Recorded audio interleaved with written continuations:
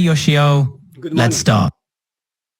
Good morning. I'm glad to see you're ready to practice English and dive into our photo description exercise. Let's keep going.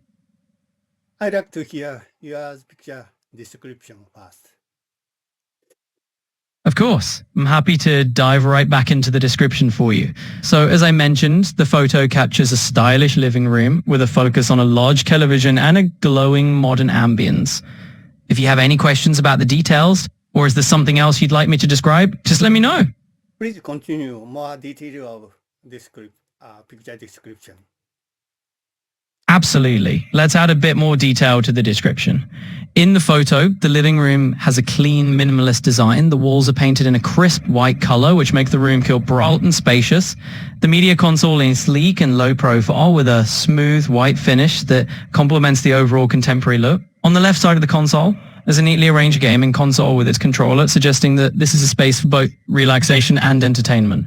The glowing blue lamp and matching illuminated cube add a futuristic and relaxing vibe to the room. They cast a soft ambient glow that creates a cozy atmosphere. Altogether, the room looks like a perfect spot for unwinding, watching something fun and enjoying some downtime. Okay, my turn. Absolutely, Yoshio. Now that I've given you a detailed rundown, I'd love to hear your thoughts. Go ahead and take your turn. In this picture, I can see the very beautiful modern living room. There's a big white rack furniture. On the rack, there's a big thin type of television. It's crystal liquid television or plasma television. The television display show a lot of people.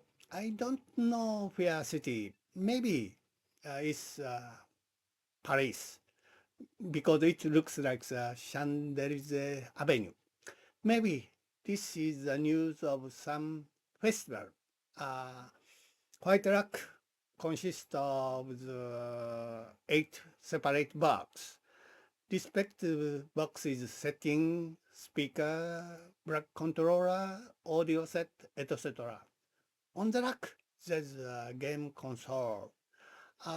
Corner of this room, there's a fantastic stand lamp, and they give off a mysterious blue light. Wall made white board. This living room very clean and tidy. It has a very good atmosphere. That was an excellent description, Yoshio. You really captured the essence of the room and all those details. I love how you noted the chandelier-like scene on the television and the mysterious blue light from the lamp. And indeed, the room does have a very clean and tidy atmosphere. Great job. Thank you. I'd like to move another my collocation word lesson.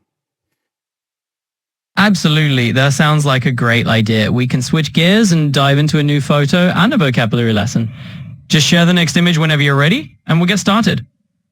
I read my collocation word.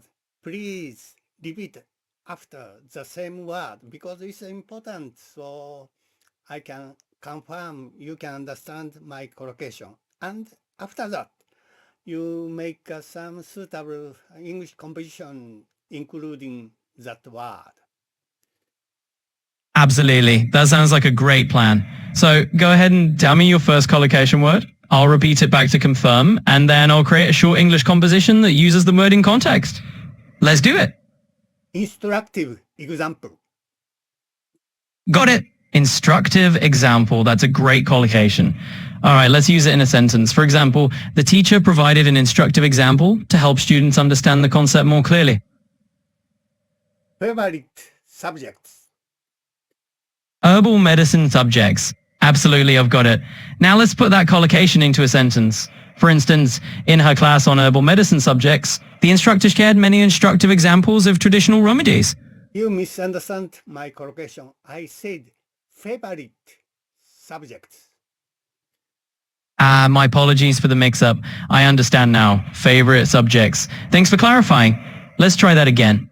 One of my favorite subjects in school was English, especially when the teacher used instructive examples to explain new concepts. Dull lecture. Favorite subjects and direct lecture. Understood. Let's work that into a sentence as well. Here's an example. In my favorite subjects, the professor often used a direct lecture style, which included plenty of instructive examples to keep us engaged. Neglect your studies. Absolutely. It was my pleasure to help. I'm always here whenever you're ready for another session. Take care and see you next time. Please repeat after me. Neglect your studies. Sure. Neglect your studies. And let's put that into a sentence. It's important not to neglect your studies, even when life gets busy. Approaching examination. Absolutely. Approaching examination. Let's weave that into a sentence.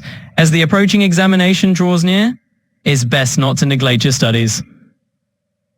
Concentrate on your work.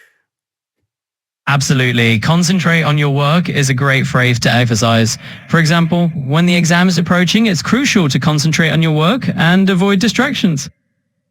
Refresh your memory. Of course, it's always good to have a refresher for our memory. If there's anything specific you'd like to review or any topic to go over again, just let me know. Memorize mechanically. Sure. For example, you could say, sometimes we end up memorizing things mechanically without truly understanding them. Typical mistake. Absolutely. Let's use it in a sentence. It's a typical mistake to just memorize things mechanically rather than understanding the concepts behind them. Obvious mistake. Absolutely. For example, you can say it's an all too common mistake to rely solely on mechanical memorization instead of true understanding. Please repeat the same word after me. Obvious mistake. Of course. Here it is. Obvious mistake. Let me know if you'd like me to help with anything else. Please suitable English composition including this word. Absolutely. Here's an example sentence. In learning a new language, one obvious mistake is to focus solely on memorizing vocabulary without practicing conversation. Okay, thank you for morning lessons. So that I'd like to see you next morning again. You're very welcome. It was my pleasure, and I'm glad I could help. I'll be here again next morning, so just come by whenever you're ready, and we'll continue from there. Bye-bye for now.